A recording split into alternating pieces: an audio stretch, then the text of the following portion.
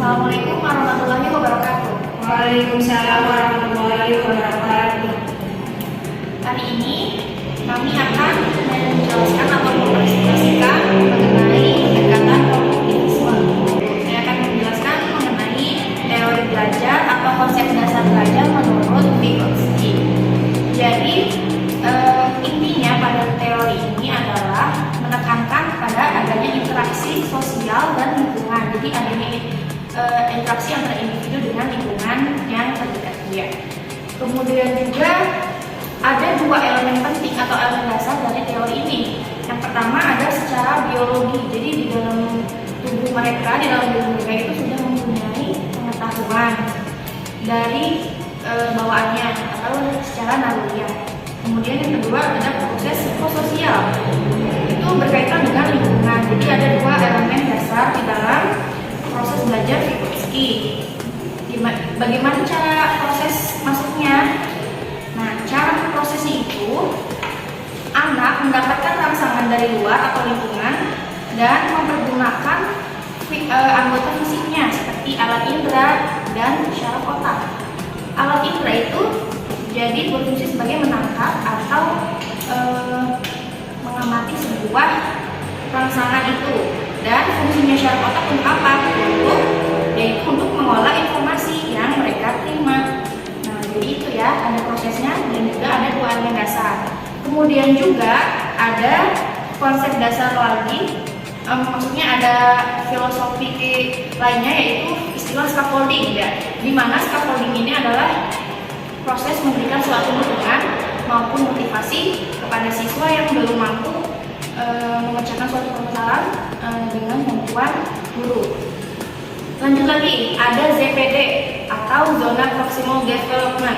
Jadi di sini zona itu menekankan kepada siswa yang tadinya tidak bisa menjadi bisa melalui sebuah proses bimbingan guru atau ada interaksi gitu. Terima kasih.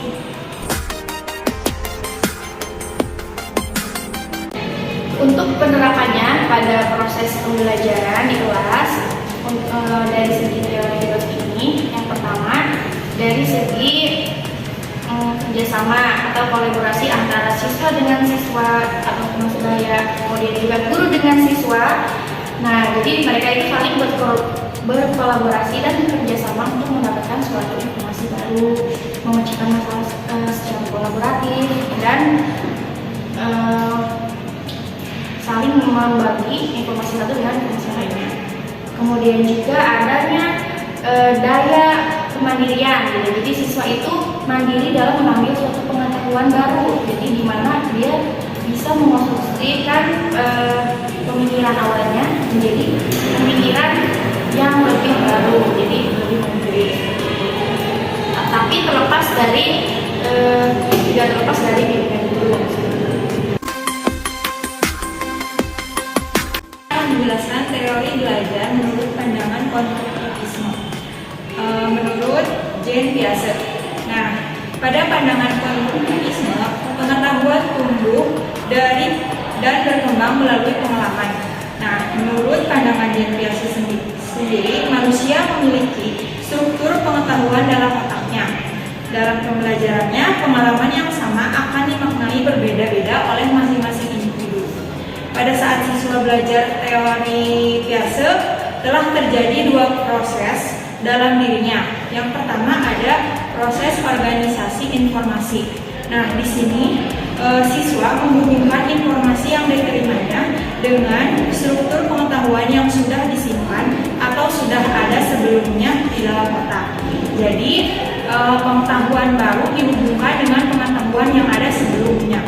Nah, kemudian jadi di sini proses adaptasi mengintegrasikan atau menghubungkan pengetahuan yang diterima oleh manusia dengan mengubah strategi pengetahuan yang dimiliki dengan pengetahuan baru. Nah, jadi strategi dari pengetahuan yang dimiliki siswa itu dirubah dengan pengetahuan-pengetahuannya yang baru. Seperti itu.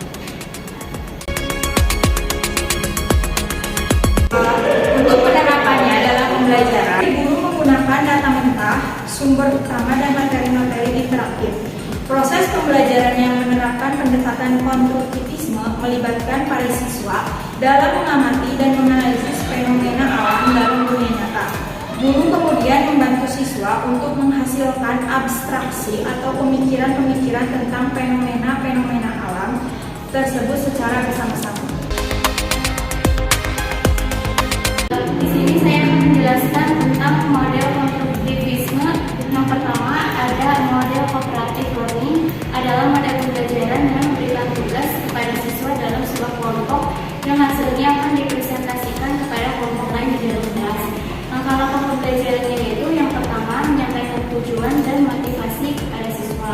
Kemudian guru menyajikan informasi atau memberikan informasi mengenai materi pelajaran kepada siswa.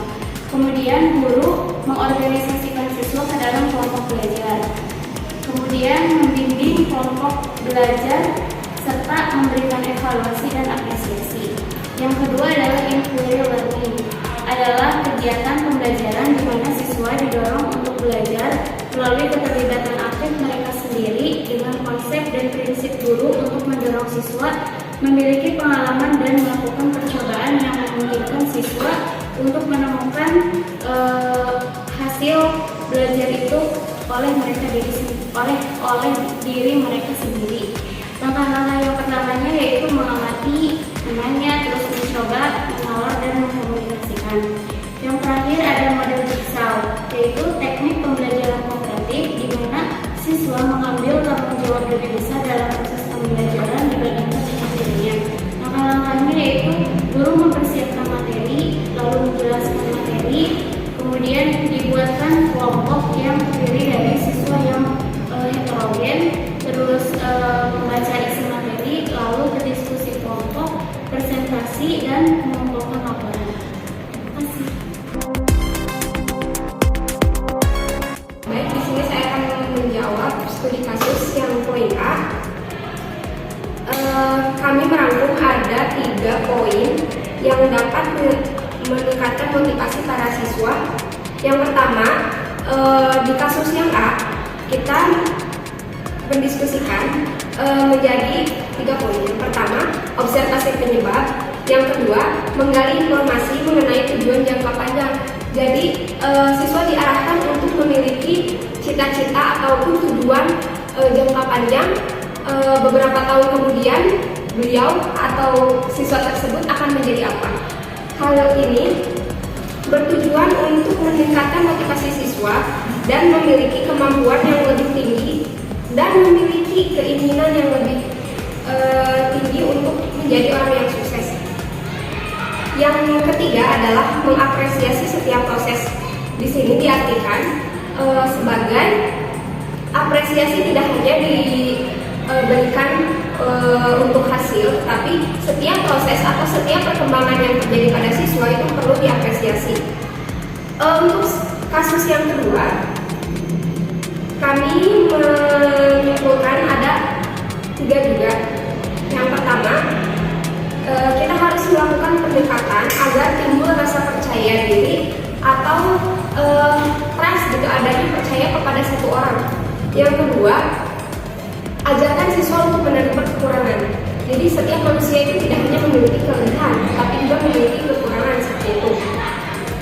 Dan yang ketiga, siswa itu harus dikenalkan dengan lingkungan yang positif, karena lingkungan yang positif akan membawa pada karakter yang positif juga. Terima kasih. Selanjutnya, saya akan menjawab studi kasus poin C. Jadi, cara meningkatkan motivasi pada kasus poin C itu, yang pertama, mendekati siswa dengan cara mengajak berkomunikasi atau berdialog. Dengan seperti itu akan timbul rasa nyaman antara siswa tersebut dengan guru. Yang kedua, setelah siswa merasa nyaman dengan guru, maka kita sebagai guru bisa menggali informasi apa yang melatar belakangi perilaku siswa tersebut. Kemudian yang ketiga, kita ajarkan untuk bersosialisasi secara konsisten. Kita dapat mengenalkan anak tersebut ke situasi sosial. Di sini berarti kita bisa mengajak siswa untuk berbaur dengan teman-temannya yang lain seperti itu. Sehingga jika dilakukan secara bertahap, maka siswa tersebut akhirnya akan terbiasa.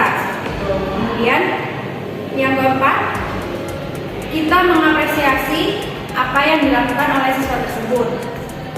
Kemudian, yang terakhir, kita bisa mengajarkan pentingnya menghargai orang lain agar sedikit demi sedikit sikap meremehkannya itu bisa semakin menghilang atau bisa lama-kelamaan hilang seperti itu. Kemudian untuk studi kasus yang poin B, yang pertama, menggali informasi mengenai anak tersebut. Kemudian, melakukan pendekatan dengan mengajak berkomunikasi. Jadi kita membangun komunikasi dengan anak. Kemudian yang C, memberikan motivasi kepada siswa. Ajak anak untuk menentukan belajarnya. Ajak anak untuk kita bertanya kepada anak, mengapa sih kamu itu sekolah? Apa tujuannya seperti itu? Sehingga anak bisa terbuka pemikirannya. Saya itu di sini untuk apa? Seperti itu. Kemudian guru harus mengenal, selain dari sisi siswanya, kita sebagai guru juga harus